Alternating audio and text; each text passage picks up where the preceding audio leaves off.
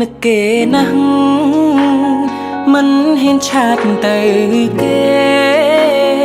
អូនក៏ចិនខ្លាំងដែរសុំទងខ្លាចថោរៀងខ្លួនមិនចេះតាមអង្វរហើយមិនចេះលួងលោមពេលដែលបាត់បង់សួនទើបដឹងខ្លួនថាស្ដាយក្រោយយ៉ាងណាក៏យ៉ាងនឹងប្រឹងគ្មានប្រយោជន៍ទេ